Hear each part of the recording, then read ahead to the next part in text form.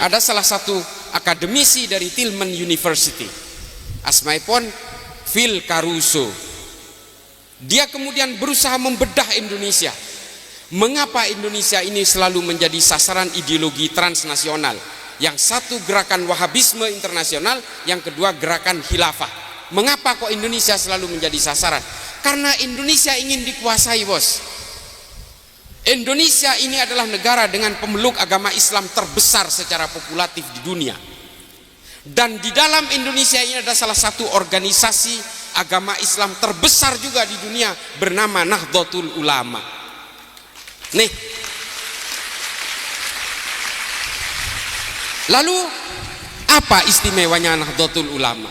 Menurut Phil Caruso dari Tillman University, satu, kehebatan Nahdlatul Ulama dan mengapa dia tetap memiliki anggota terbesar dan masih berpengaruh secara kuat di Indonesia, karena satu, dia tidak pernah mengajarkan kebencian kepada orang lain karena perbedaan. Nih, ini kajian akademis orang yang sekolah nih, Kak. Artinya dia sudah melakukan riset, dia sudah melakukan forum group discussion, dia juga sudah melakukan penelitian-penelitian. Lalu yang kedua, mengapa NU ini menguat? Yang kedua adalah Nahdlatul Ulama tidak pernah punya riwayat untuk melawan negaranya sendiri.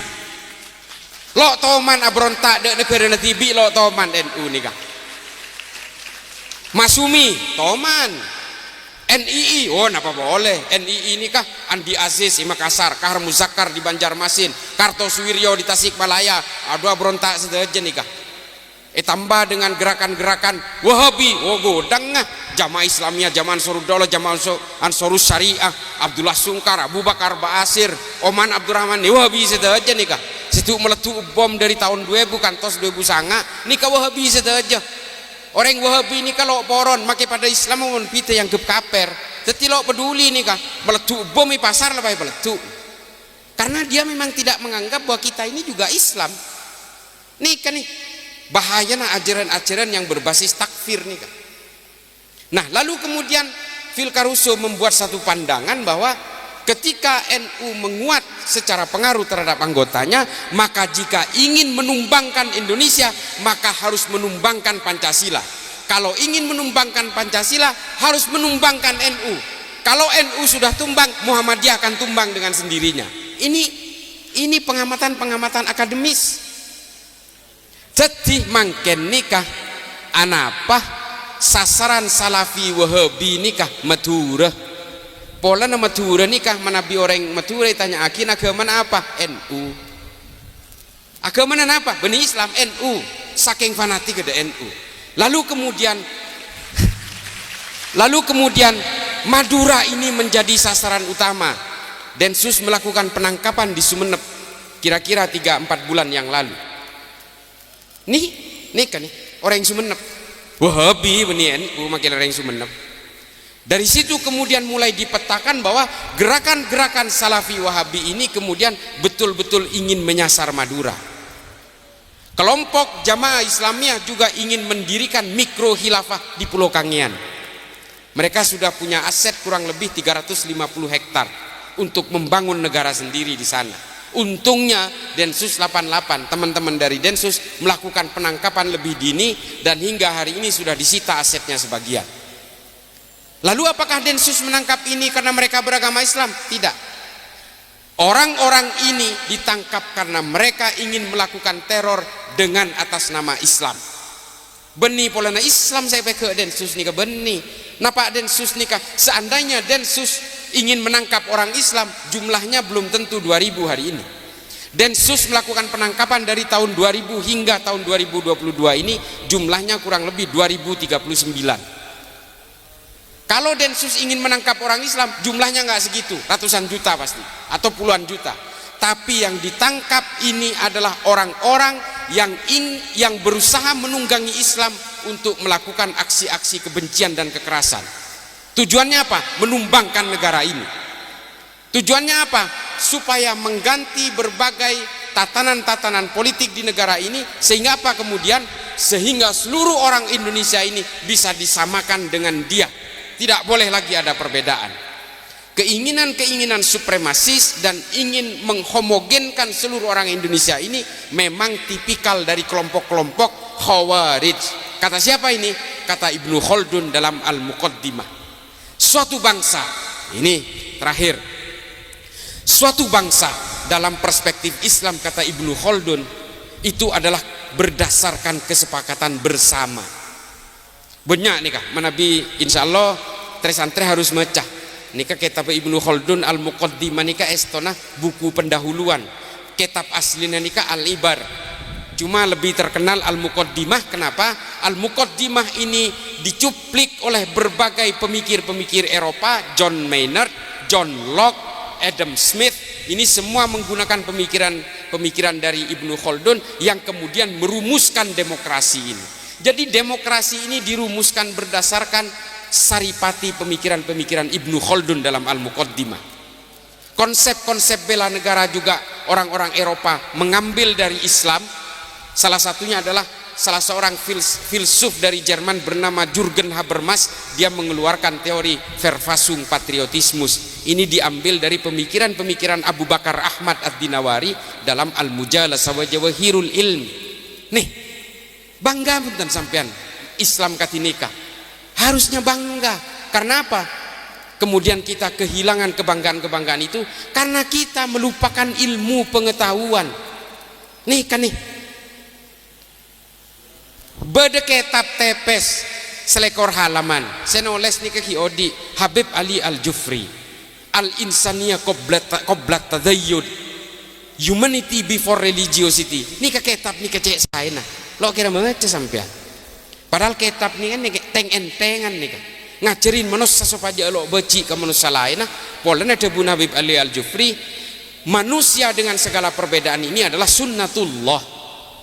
Allah menghendaki kita berinteraksi dan saling mengenal dalam perbedaan dalam suatu konsep yang bernama konsep lita'arofu. Silahkan kalian berinteraksi. Kalian ini saya buat berbeda-beda kata Allah. Karena supaya apa? Supaya kalian saling mengenal satu sama lain. Nih, baca kitab nikah, gratis, banyak. PDF cara apa beda terjemahan Inggris beda bahasa Indonesia nah segitu ada katanya. Kula macah Arab sareng bahasa Inggris ya. Bahasa Inggrisnya Humanity Before Religiosity. Bahasa Arab Al-Insania Qoblat Tadayyun. Beda, cari nang Google. Baca. Menikah saya. Artinya apa? Cepon Habib Ali Al-Jufri, kalian orang-orang Islam harus mengenal kemanusiaan lebih dulu sebelum mengenal agamamu. Karena apa? Kalau kamu mengenal agamamu lebih dulu lalu kemudian kamu tidak mengenal kemanusiaan, kalian akan menjadi tuhan-tuhan kerdil. Kalian akan menjadi sibuk menghitung dosa orang lain dan akan mengkafir-kafirkan orang lain karena berbeda. Jadi sarang Habib Ali Al-Jufri, kenali dulu kemanusiaan. Kula sarang sampean nih kesedajet Islam tak geng pola nareng sepon Islam tangki. Seandainya sampean ini lahir di Argentina, sampean ini Katolik 100%. Tore kula tanya, kula tibi cek yang lahir di Meksiko Katolik kula. Tore reng sepo kula Katolik, mbak kula Katolik. Tore mulai hikana kanca sareng orang Katolik, keluar cici apangki sareng gereja Katolik, sanegara Katolik saja. Masa Islam kula kecuali hidayah lain cerita, kecuali kula mu'allaf lain cerita. Kita berbicara antara takdir kelahiran dan keimanan manusia. Tore. Dan ketika keimanan itu berakar di dalam diri kita, nyaku gampang masuk Islam. Aduh lo gampang tretan. Akati sampean itale tanang itale esoko ni capur ke tase. Kok bisa alangoy ka pengkir. Lo gampang soal keimanan itu. Cek paper ngaperaki orang niser. Tore, nika beda cerita. Nang tarikh At-Tabari. Tarikh At-Tabari Al-Umam wa Al-Muluk volume 3 halaman 124. Nih, deki tengku kitab segaduan. Salah satu korban perang Uhud itu adalah Mukhairik, orang Yahudi.